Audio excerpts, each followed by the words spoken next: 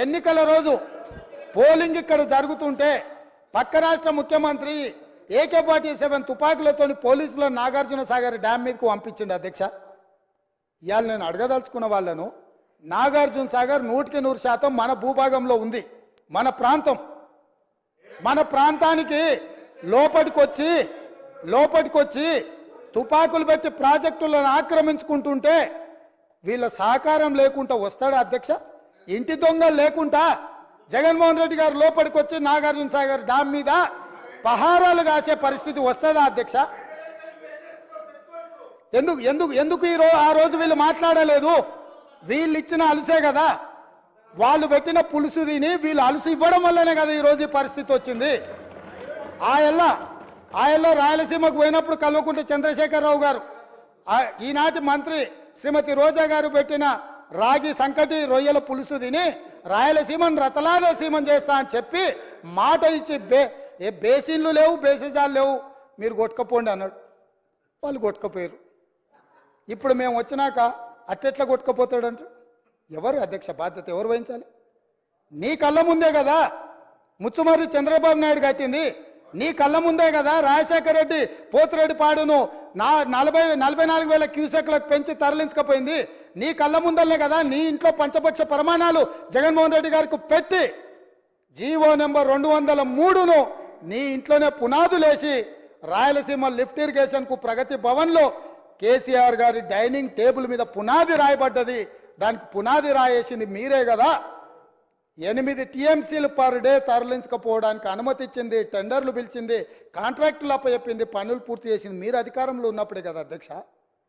మీరు మొత్తం కృష్ణానది జలాలు మహారాష్ట్ర కర్ణాటక దాటి మహబూబ్ నగర్ జిల్లాలో జూరాల నుంచి పాలమూరులో కలంపూర్లో ఎంటర్ అయి తుంగభద్ర నదిలో వచ్చే నీళ్లు, తుంగభద్ర నుంచి వచ్చిన సుంకేశ్లకు వచ్చిన నీళ్లు, సుంకేశ్ల నీళ్లు జూరాల నీళ్లు కలిసి ప్రయాణమై పాలమూరు జిల్లా నుంచి మొదలై రాయలసీమలకు పోయి నంద్యాల నుంచి తిరుక్కొని శ్రీశైలం ప్రాజెక్టు మీదకి వచ్చినప్పుడు శ్రీశైలం ప్రాజెక్టు కొంత తెలంగాణలో ఉంటే కొంత ఆంధ్రాలో ఉంది అధ్యక్ష.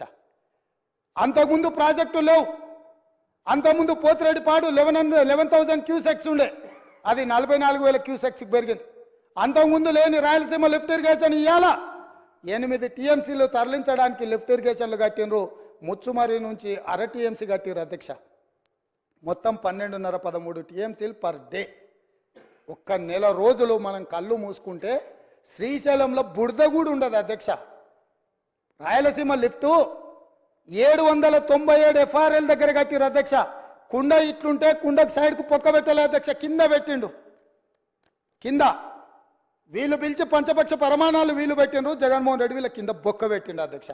బొక్క పెట్టి మొత్తం తరలించకపోతుంటే మిన్నకుండా ఉన్న మీళ్ళు ఇవాళ నేను సూటిగా అడుగుతున్న హరీష్ రావుని మిత్రుణ్ణి, రాజకీయాలు పక్కన పెట్టండి, మీరు రాజకీయాలు పక్కన పెట్టండి, మీరు బాధ్యత కలిగిన మంత్రిగా చెప్పు. ఇవాళ రాయలసీమ జిల్లాలో ఉన్న మీ అవకాశం వచ్చినప్పుడు స్పీకర్ గారు అనుమతి తీసుకొని మీ అవకాశం వచ్చినప్పుడు తప్పకుండా చెప్పదు. I'm not yielding. నీకు ఇస్తాడు మైకు స్పీకర్ గారు, నేను కాదు ఇవ్వాల్సింది. స్పీకర్ సార్, ఇవాళ మన భూభాగంలో ఉన్న నాగార్జున సాగర్ మీదకి తుపాకులతో జగన్మోహన్ రెడ్డి వచ్చి ఆక్రమించుకుంటే చేతగాని సన్నాసులాక ఇక్కడ ప్రభుత్వం చూస్తుంటే ఇవాళ రాయలసీమలో ఉన్న ప్రాజెక్టుల నుంచి నీళ్లు తరలించకపోతుంటే ఎవరు అడ్డుకోవాలి అధ్యక్ష? ఎవరు అడ్డుకోవాలి? ఒక్క పక్కన వాళ్ళు ప్రాజెక్టులు పూర్తి చేసుకుంటుంటే వీళ్ళు ఇక్కడ ఆనాడు కోమటిరెడ్డి వెంకటరెడ్డి గారు కొట్లాడి నల్గొండ జిల్లాలో ఉన్న ఫ్లోరైడ్ను అక్కడి బాధితులను ఆదుకోవడానికి SLBC ప్రాజెక్టు మంజూరు చేయించారు. 42 కిలోమీటర్ల tunnel Rajiv Gandhi tiger reserve forest లో పర్యావరణ అనుమతి లేకపోతే టన్నెల్ బోర్ మిషన్ తోటి ఆ గుట్టను తొలిసి నీళ్లు దేవాలని 42 కిలోమీటర్ల టన్నెల్ ని మొదలు పెట్టించి 2014 వరకు 32 కిలోమీటర్ల టన్నెల్ కొట్టింది అధ్యక్ష. తెలంగాణ వచ్చినాక వీళ్ళకి అప్పచెప్తే 10 కిలోమీటర్లు పూర్తి చేస్తే సంవత్సరంలో పూర్తి చేయాల్సిందని 10 ఏళ్ళలో కలిసి 1.5 కిలోమీటర్లు పూర్తి చేసారు అధ్యక్ష. ఇంతకంటే చేతగానితనము తెలంగాణ ద్రోహి ఎవడని ఉంటాడా అధ్యక్ష? ఒకవేళ ఆ ప్రాజెక్టు పూర్తయినుంటే నల్గొండ జిల్లాలో 3,64,000 ఎకరాలకు గ్రావిటీ ద్వారా నీళ్లు వచ్చే ప్రాజెక్టును పడావు పెట్టి ఈరోజు మీరు వదిలేసినందుకు ఇవాళ నల్గొండ జిల్లా రైతుల మీద మరణ శాసనం వాళ్ళు రాసిండ్రు అధ్యక్ష. అదేవిధంగా కల్వకుర్తి లిఫ్ట్ ఈనాటికి పూర్తి చేయలే, కల్వకుర్తి లిఫ్ట్ ఈనాటికి పూర్తి చేయలే. పాలమూరు రంగారెడ్డిలో 27,000 కోట్ల రూపాయలు ఖర్చు పెడితే గుంట భూమికి కూడా నీళ్లు ఇవ్వలే. ఇవాళ కల్వకుర్తి, పాలమూరు రంగారెడ్డి, ఎస్ఎల్బిసి ఈ ప్రాజెక్టులన్నీ పూర్తయితే కూడా పర్ డే మనం 2 టీఎంసీల నీళ్లు కూడా తీసుకోలేము అధ్యక్ష.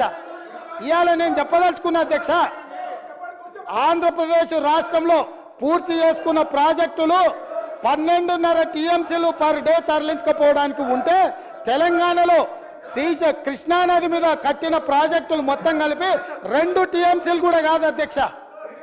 10 ఏళ్ళ అవకాశం ఇచ్చిన ఈ పాలమూరు రంగారెడ్డి లేకపోతే కల్వకుర్తి లేకపోతే ఎస్ఎల్బిసి పూర్తి చేయకపోవడానికి వీళ్ళు కారణం కాదా అధ్యక్ష?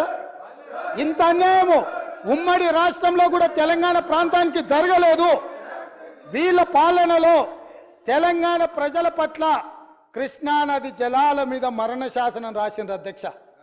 వీళ్ళు ఇయాల నేను అడుగుతున్నా వీళ్ళను అధ్యక్ష, ఇయాల వీళ్ళని నేను అడుగుతున్నా, మీకు ఏమైనా చిత్తశుద్ధి ఉంటే మేము చేసే ప్రయత్నంలో, మేము చేస్తున్న పోరాటంలో రాజకీయాలు పక్కన పెట్టి ముందుకు రావాలి, కానీ మా కాళ్ళలో కట్టెపెట్టి కింద పడేస్తే ఏమవుతుంది అధ్యక్ష? వీళ్ళకి అధికారం వచ్చుడు సంగతి దేవుడు ఎరుగు, కానీ తెలంగాణ రైతుల జీవితాలతో చెలగాటమాడుతున్నారు అధ్యక్ష రాజకీయ స్వార్థం కోసము. ఇదా అధ్యక్ష? ఇదా వీళ్ళ నుంచి ఆశించేది? 10 ఏళ్ళ అధికారం ఇచ్చినా ఇంకా అధికార దాహం తీరలేదు. సెంటిమెంట్ను రెచ్చగొట్టాలి, దానికి ఆయింట్మెంట్ ఉయ్యాలి, వచ్చే ఎన్నికలలో డబ్బలో ఓట్లు వేసుకోవాలన్న ధ్యాస తప్ప ఈ సమస్యను ఎట్లా ఎదుర్కోవాలి, ఈ సమస్యను కలిసి వస్తామన్న ఆలోచన ఎందుకు వీళ్ళకి రావడం లేదు అధ్యక్ష? నేను అడుగుతున్న తమ ద్వారా. ఇంత కీలకమైన అంశం ఈరోజు సభలో ఉండి చర్చించి వారి అనుభవం అంతా రంగరించి వారు చదివిన 80,000 పుస్తకాల జ్ఞానాన్ని మాకు కొంతైనా పంచితే ఈ ప్రభుత్వం సరైన దిశగా ఇంకా వేగవంతంగా పనిచేయడానికి ఉపయోగపడుతుంది కదా అధ్యక్ష. వారేమో రారు, వీరేమో నిజాలు మాట్లాడారు. ఇది వాళ్ళ బాధ, వాళ్ళ ఆలోచన అధ్యక్ష.